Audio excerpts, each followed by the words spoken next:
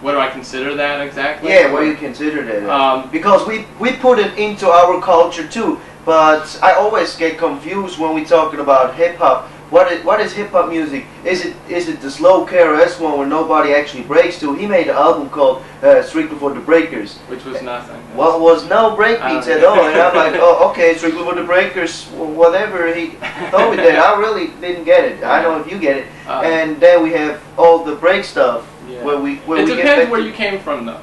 I grew up in LA, and we had a lot of the West Coast sound, but you know, with the Planet Rock and the break, you heard a lot of that breaking music. I don't know if that was, you know, all over. You heard that, you know, in Philadelphia it might have been different, whatever what they heard. So it depends what you grew up into that you kind of consider your old school. So I'm 25 now.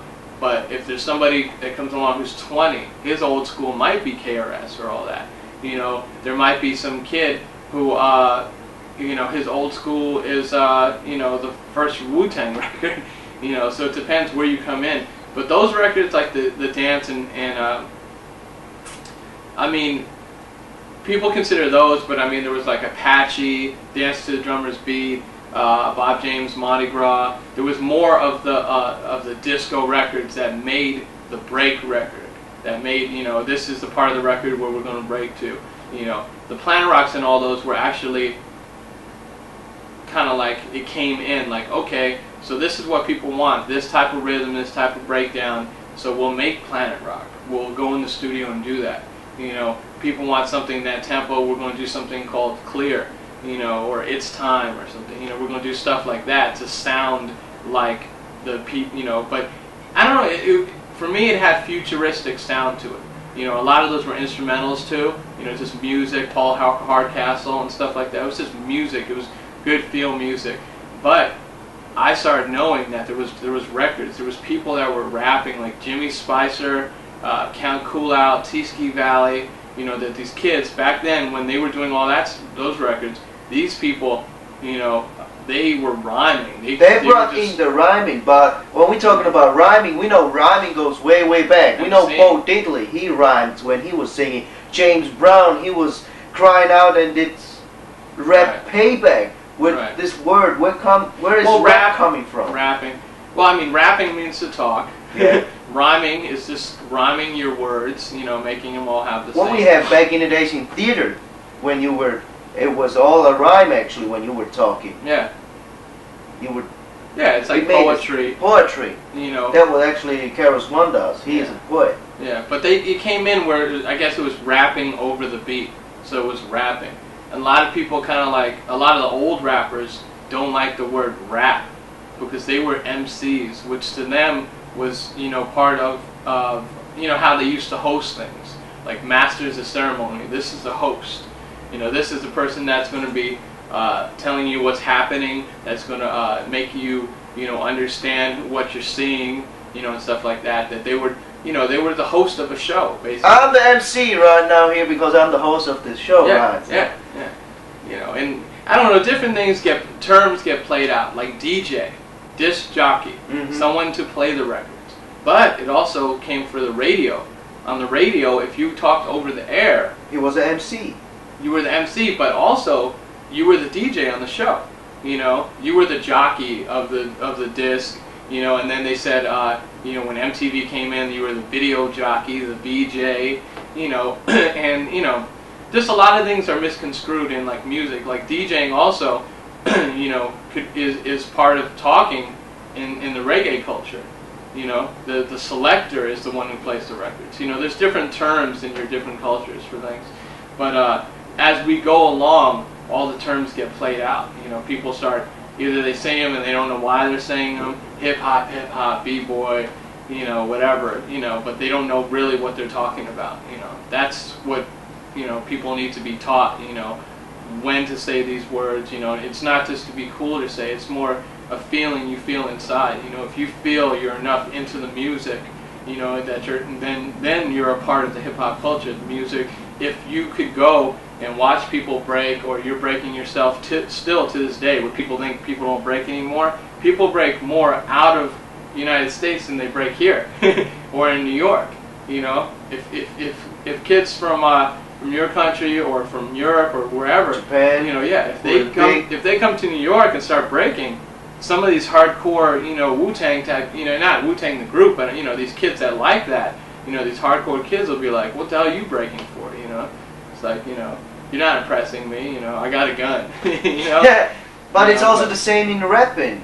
If you come over and you start rapping, and then like Ice-T and people like from way back say, what the fuck you rapping? You don't know what you're rapping about because you're not coming from the ghetto. Well, what it's supposed to be is like getting out of ghetto, telling you what's the problem. But I think way back then we had people who didn't talk about that, like Sugar Hill Gang never sung about we in the ghetto, blah blah. What they did were going out to the people and had the party time. Yeah. It was about working with the people. But to me, they were a sellout. I mean, well, you had Grandmaster Flash and the Furious Five with Melly Mel, you know, talking about the message. You know, they took things out there. Rap, you know, is a tool because when people like your music, they'll listen to what you're saying. You know, there's some people that have been sued or you know went to jail because they listened to some gangster rapper and they shot somebody, you know, and did something like that. So. You know, it's hard to, you know, get what's going on, but the music like Sugar Hill, I mean, they were phony to me. You know, they didn't even rap about, you know, what was going on. You know, they were a party, you know, and I don't know if you guys know, but I mean, about Grandmaster Caz, about the lyrics. Grandmaster Caz? From Cold Crush Brothers, the captain. Grandmaster Caz had left his lyrics with somebody at Sugar Hill to kind of like hope to get, you know, signed, you know, hooked up with them. And they wanted to put a group together, so they grabbed this guy, one Big Bang Hank and Master G, and they just put the group together. Just they didn't even know each other, the kids really.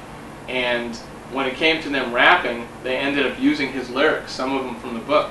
So and it's perfect because Grandmaster Caz, he's got to be noted for this. I got to say it. But in the song, you hear he says, "Well, it's the Grandmaster with the 3 MCs." Now, if you could count Grandmaster, 1, 2, 3 MCs, that's 4. You know, that's 4. Mm-hmm. There's only 3 in Sugar Hill. So, okay, what are you talking about, right? So it's the Grandmaster. So they took his rhymes. Then they say, well, Grandmaster Caz was short for Casanova.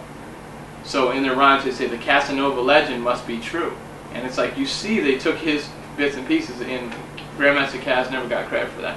But, so to me, that's one thing that they were phony about, that they took somebody's lyrics even before, you know, they made a hit off somebody else's lyrics. And, you know, I mean, they're good party records, like you said, but, you know, I dig deeper into, you know, what the people were saying.